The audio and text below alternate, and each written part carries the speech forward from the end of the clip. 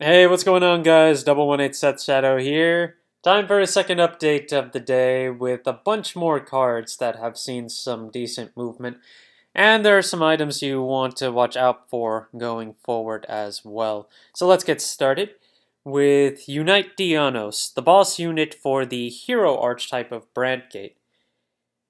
A fair amount of listings on its triple R side. You've got 18 of them starting at just over $3. It has sold for $5 a few times, but ultimately there are a good amount of listings you can still pick up in the $3 to $4 range.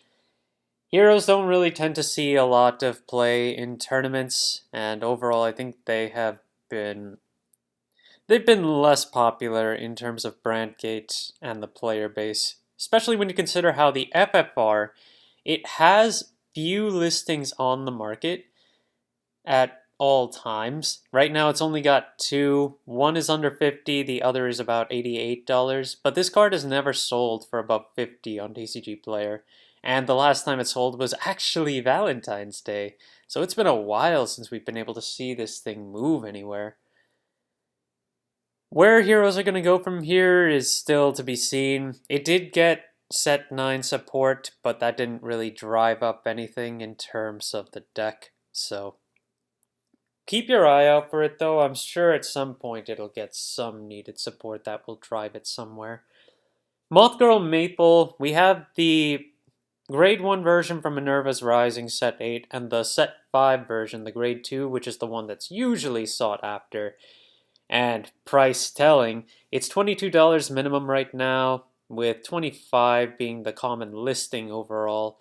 And if you want the SP version of the Grade 2, it's 116 right now minimum, with 9 listings to go.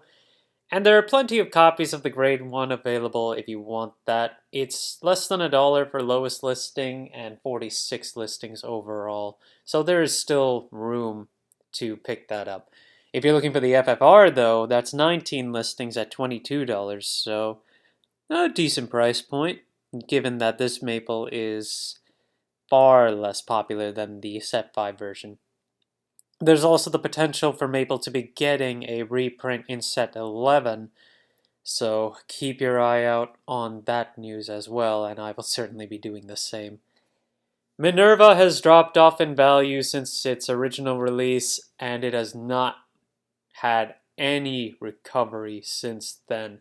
Looking at the Triple R, you can only pick this up. Well, you can pick this up for $7 to $8, and I mean it's dropped off from its initial like $20 price point to 18. It has 45 listings right now, so there's plenty of room to pick this up, and I don't see it really going any higher, especially since Minerva herself is supposed to be a cross ride from the original Vanguard series, so as to what else Minerva can get is incredibly limited. So price for this one is probably not going to go back up unless something drastic happens in its support that is unforeseen. Also from set 8 is Magic of Alteration Turnar. I talked about this card once and just wanted to call attention to the FR version of it. While it has 20 listings right now, it is a little bit higher than its market price, where you were able to buy this for like $1.50 for a little while. If we take a look at the listings, it's mostly been sales at $1. But listings are now at $2 and higher. So keep in mind it is a generic support card for Cater Sanctuary, where if you have 3 or more face down damage, you can put it into Soul after a battle and countercharge 1. It is a grade 2, so it'll be on offense for that. But it is something to consider as a countercharge engine, so it's cheap at this point. Might be good to just have in your back pocket in case something really utilizes it. Forktail is also down in price pretty significantly from the $20-$25 mark that we saw. It's now $14.58 minimum, and there are a good amount of listings in the $15-$16 range. This is getting an alternate art reprint in set 11 as well, and ultimately, since it's limited to stealth support, I think the biggest deck that would really use it right now is probably Megalo out in Japan, as well as Tamayura, and Shoto Doji is not really getting much attention either. But I'm not sure how much farther this can fall. It really depends on the quantities of the alt art reprint we get in set 11, but I wouldn't imagine this card is going to go up very soon. Experiment Successful is also falling out in price now that EVA prioritizes the use of Blue Research Lab from set 8, which is cheaper than this, by the way. But Experiment Successful has a lot of listings for both its RR and its SP, and the SP has fallen out from the $40–$60 range to $20 for the base listing. So it's a nice collectible at this point, piece of history as the game goes along. I don't see this card ever picking up traction again, unless there's just a massive change in the format where EVA becomes a lot more based around control.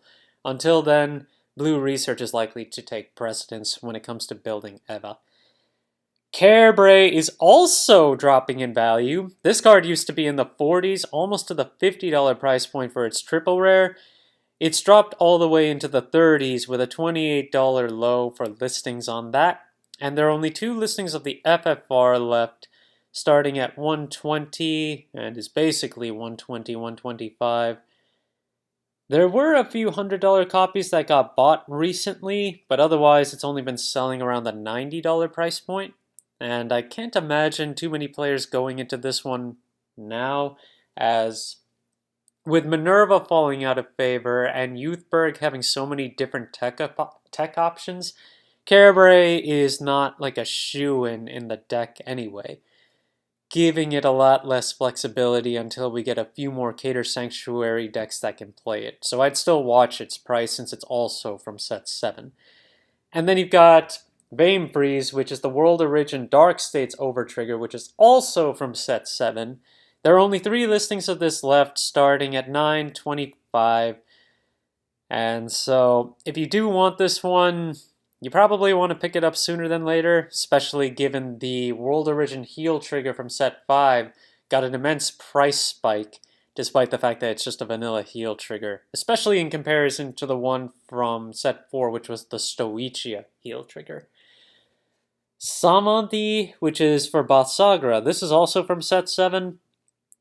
Listings are going up in value for the RR, where you have 9 left starting at about $375, but the FR is sold out on this one. This has progressively been going up in value, so no surprise on that. But Basagra in general, meta-wise it's not too big right now, but it is somewhat of a popular deck to play. So we do need some more copies of this on the market. But it is set 7 again, so they're probably very limited.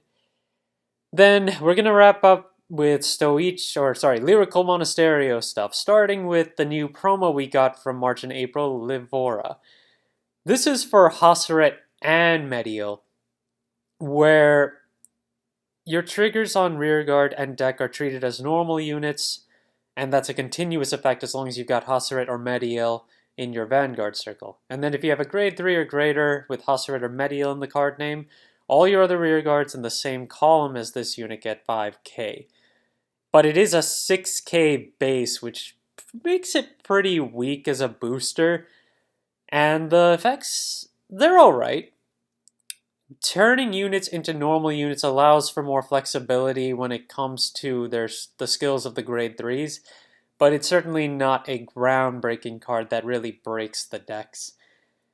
As can be seen in the price changes, like Medial did see an increase in price, but it's barely anywhere there for its triple rare, where we're starting at $350 and the market price is just underneath that. And it has 13 listings as well.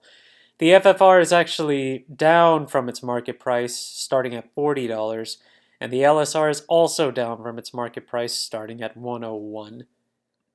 And then finally, you've got Hasseret, who got even less desirability.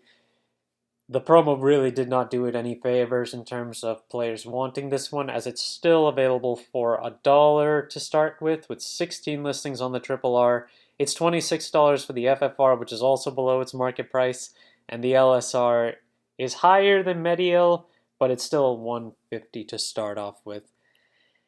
Sadly, with the way the meta is moving right now, Medial and Hasseret have just kind of been left behind until we get a few new support items for them and stuff like Kyoka and so forth, we probably won't see too many changes in their price points for quite a while.